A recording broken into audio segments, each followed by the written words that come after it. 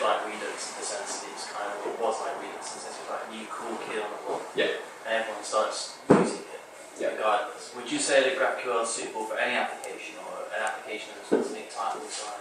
I'd say the ideal use cases are if you have multiple clients. So say you've got a mobile client, you've got a web application, or you've got two different users that use it. I think that's probably the canonical use case of it. So in our case, we've got a API, we've got one front end we build and one uses the same data. So it's a perfect solution for us because we can just build that one service, talk about it the same way, and build different apps off it. I think it still does work quite nicely if you're building something that's going to have to grow and expand later. I think it does work nicely with questions, but some people prefer Redux, some prefer Relay and Vue.js and Flux, that sort of stuff. So there's an ideal situation for it, but I think it works quite nicely just as technology. So we've seen how you send queries through that playground thing, right? So how are queries actually sent to the backend when you actually use So they're sent over HTTP. So you'll have an endpoint, so we have /GraphQL. All you do is send back a... There's only one endpoint. Yeah, so there's only one endpoint, so it's an adaptive endpoint, so you post you post that query as a parameter to a get parameter query equals whatever. You can pass variables to that level, so it's one endpoint with two parameters. So is it always posting? You can get on post. The one I use, I think, is post, but you can lock it down to post where it's just an endpoint. So then you just take the variables and pass it into the tool as well. You have a lot of control over kind of how you use it. Does that have any, does it only get stuff? No, it can change as well. So mutations, I didn't want to go into because they're a bit more complicated. It's hard to kind of just mock them out. But basically, they work in the same way as the get stuff does as resolvers. So where I had a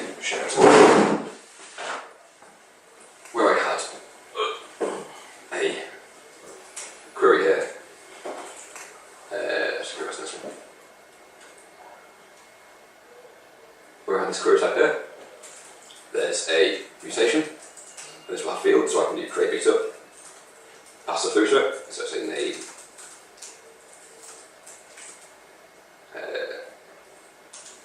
that can return the type, or you can do input types, so if you meetup, and define a bit more complicated type.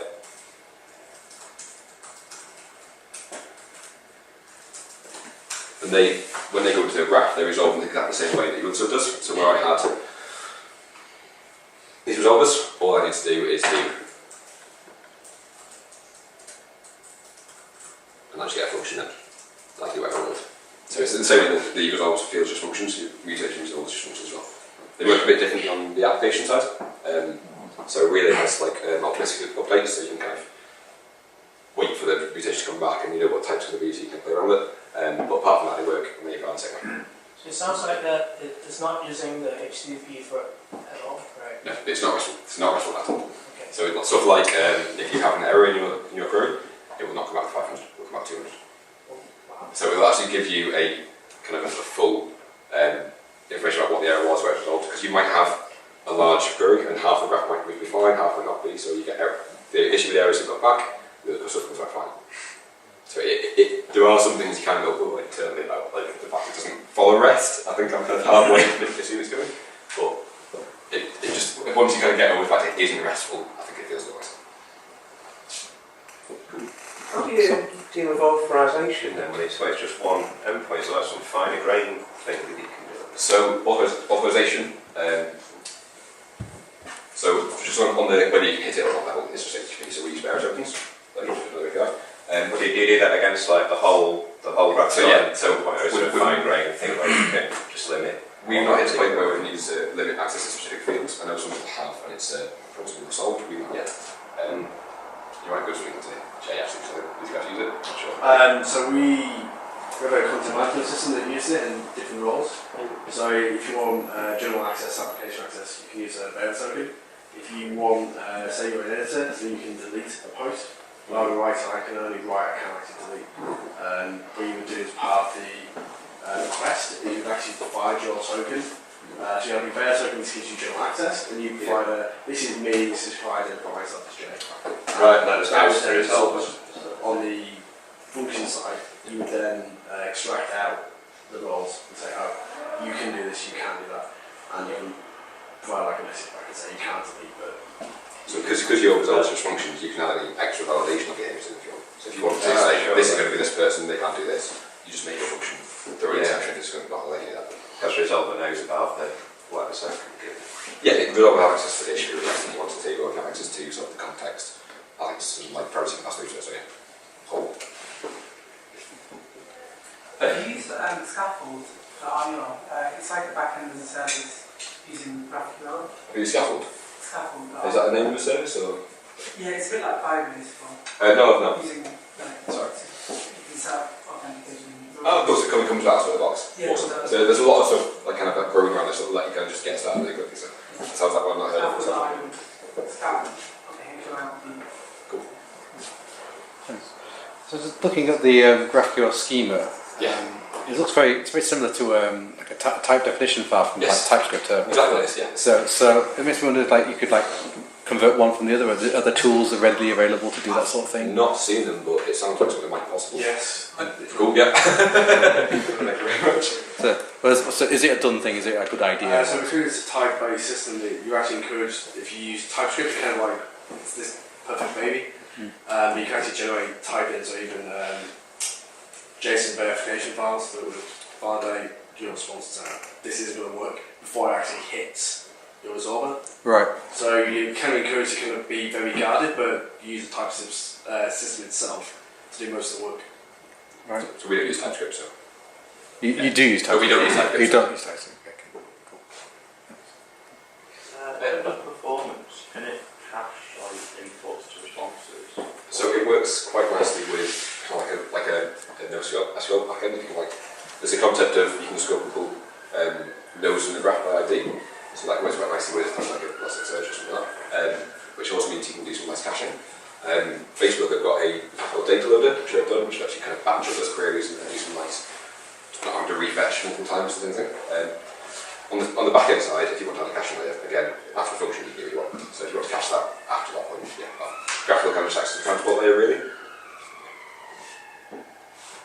But there's, on the performance side, I guess the one thing to be aware of is that if you write a schema a certain way, you can technically resolve down forever. If you have back and forth referencing, so a lot of people will put a complexity filter on there, assign a cost to each field, and say, okay, you've got a budget of 100, you can't do a query that's more than 100 points. And you can add different cost to fields, so you can guard against some of that.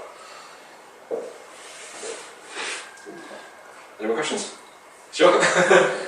So you show us how to make a first level resolver. Can you just quickly show how? First level resolver, sorry. So like you have the query and meet ups, right? So I'm wondering if I want to query something in that meet up. Yep. How would you define that?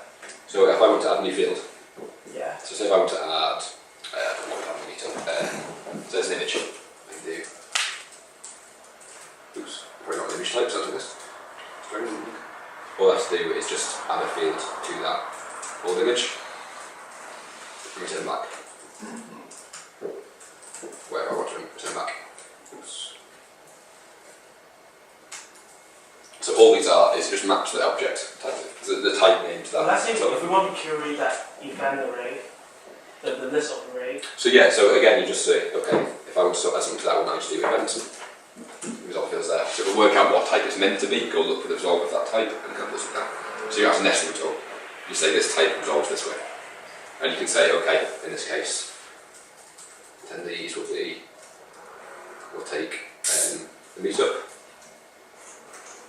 Sorry, it's an event, because that's what it is.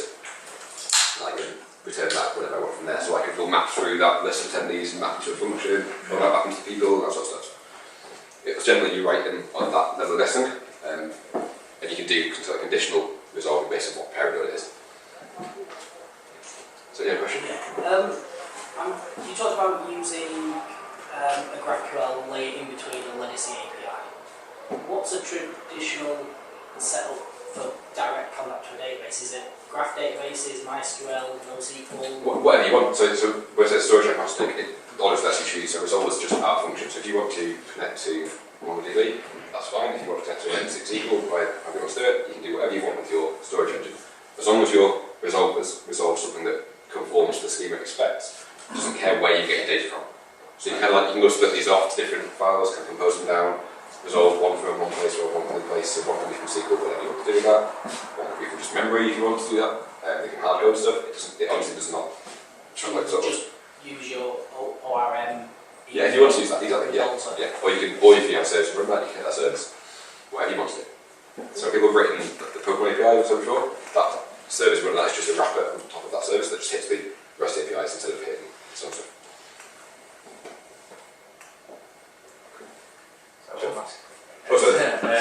So you wanted to say I want to see all events on this day? Oh, so like generic filters. Yeah. So it's a query language, but it's not like SQL where you use generic queries.